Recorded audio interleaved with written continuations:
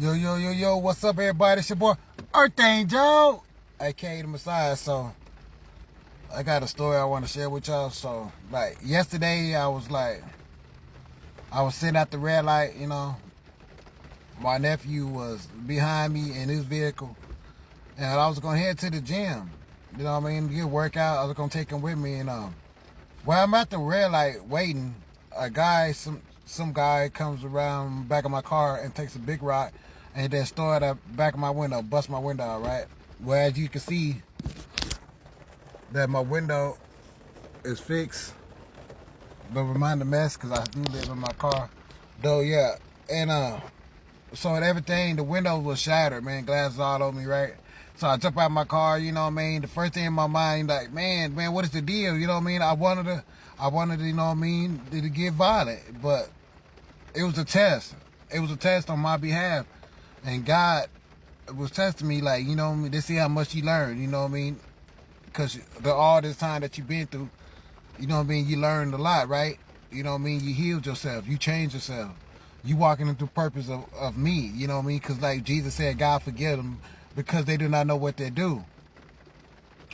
So as I followed the guy, you know what I mean, and you know what I mean, I realized that he was talking to himself, you know what I mean. Of course, he tried to fight me, and I avoided it all. But it wasn't because I was scared. It's because, you know what I mean, I wanted the authorities to come, and you know what I mean, and they do what they do.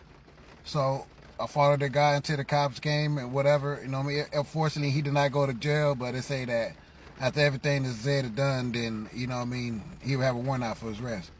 So all right. So I went that night, and I went to go pray. I said, dear Father, I said, please, I don't want to be tested like that again. I said, that was so hard for me. I said, that was so hard for me. You know what I mean? Because I was so used growing up of being in this protective mode over myself, because of all the abuse and stuff that I've been through in my life, you know what I mean? So I was there to protect myself. I feel like somebody destroyed my only property that if I had. This all I have right here in this vehicle. That's all I have. I don't have nothing else. I don't go to try to buy a lot of material stuff. No, this is my sanctuary. This is my sanctuary. This where I stay at. This where I live at. It's like my home. It's like y'all stay in the house and stuff. I stay in my car. So right, so now I got the giant hole in my back of my window, and I'm like, man, what I'm gonna do? How to pay this? Because nobody wanna hire me because of me speaking my truth. And I know, man, as I told you that I'm battling with these demonic coats, you know what I mean, and they doing all this other stuff. So right, so while I'm going through my spiritual warfare that I've been going through for quite a while, a couple years, and to finally get to the end, you know what I mean, what I told you about the spiritual court. Well, also, I pray to God, like, God, man, what I'm going to do, please make a way. And I watched a video on YouTube, and the woman was praying about how closed mouth don't get fed. I'm like, man, all right. She's like, you got to speak. She's like, even when you going to tell somebody, and they say, not right now, they don't leave, they going to come back, then they going to got you. So I went to the homeless shelter that I always go out and eat at, and it's called, like, Christ Kitchen. And so I pull up there in my vehicle, you know what I mean? And because today, it's supposed to be raining hard like it is right now.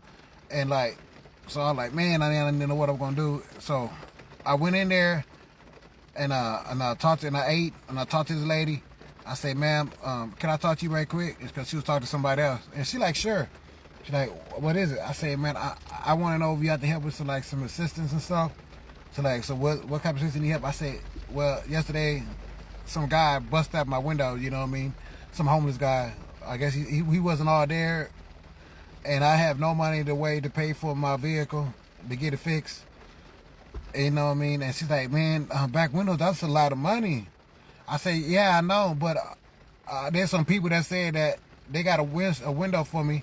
They got to take it out for this old car or junk car, and they'll sell it to me for $75, right? And plus tax would be $81. And this is a place called C&D. And she like, oh, well, okay, I could do that. So she said, she wrote me a check. You know what I mean? This church place is called Christ Kitchen. In my hometown, she wrote me a check for $81.18. And so I took this check to the C&D place. And you know what I mean? Of course, they took the check, and she's like, well, I'll call you when I take it off.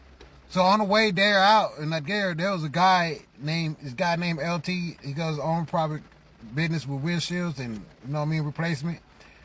And I seen him and I stopped him. I said, "Excuse me, sir." He like, "Yeah, what is it?" I say, "Man, I want to know if what would you charge me to put a back windshield on my vehicle, because my back windshield got busted out by some guy yesterday." And he's like, "Look, man, I understand what you're going through, man." He said, "I was gonna charge you $50." I said, "This for real?" He like, "Yeah, man, $50." So I left. I went to a place called Water Well in downtown, in my hometown, and I talked to these beautiful people that I've been knowing, because they helped me out a lot. Especially during wintertime, when it was cold out. They always try to get them, told me to go in the shelter, but I'm like, "No, I'm not gonna go to no shelter." I'm just gonna stay here. In my car.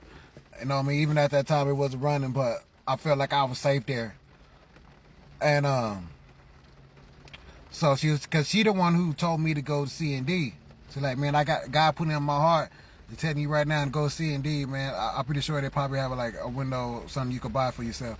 And sure enough, like I told you, they did. And her husband told me, like, "Man, anything you need, man, whatever how much it costs, man, just let me know. Come back and we'll see what we could do." I said, "All right, thank you." So cause they the owners of the restaurant. And I leave, and like I said, I come back and I let them know. I say, "Hey, man," they say, after we had a Bible study, because I walked up, they was having a Bible study, and he was speaking about the book of Daniels, and then talking about the lions and the owls and the tribe of Judah, and I say, "Man, you're a chosen one, man." And we had like a whole hour some conversation talking. Then after that, I say, "Man, another reason why I'm here, man, because you told me that you will help me out whatever I need to, to get my window fixed." He like, "Yeah, man, so how much? How much it's gonna be?" I said, $50. He's like, $50?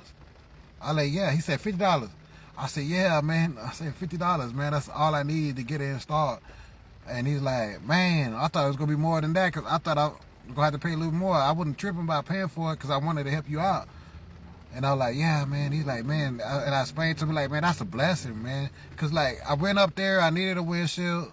The people was able, the back window, the people was able to write a check out for me, to go pay for D&D. They told me just to bring the receipt back, so I got to take the receipt back to them.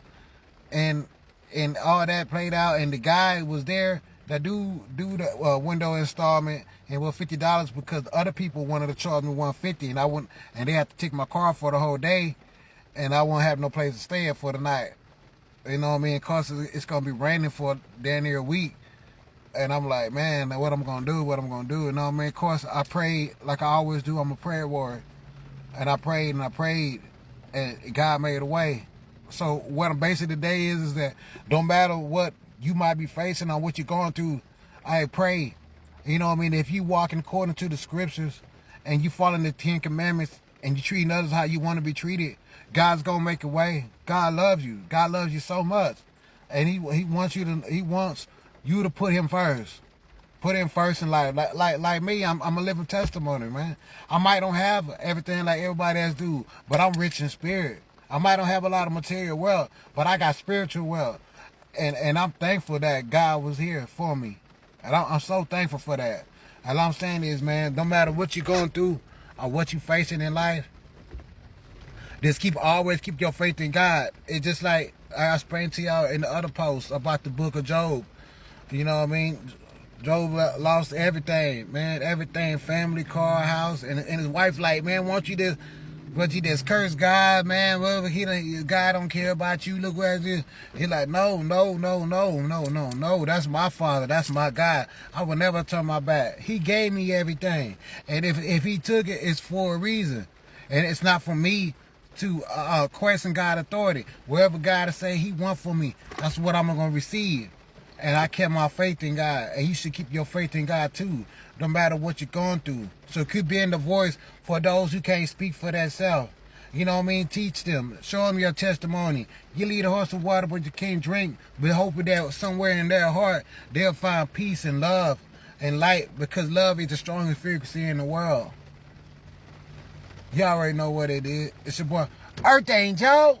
Keep being the strength for those who can't make it through the test, beautiful souls. Peace out.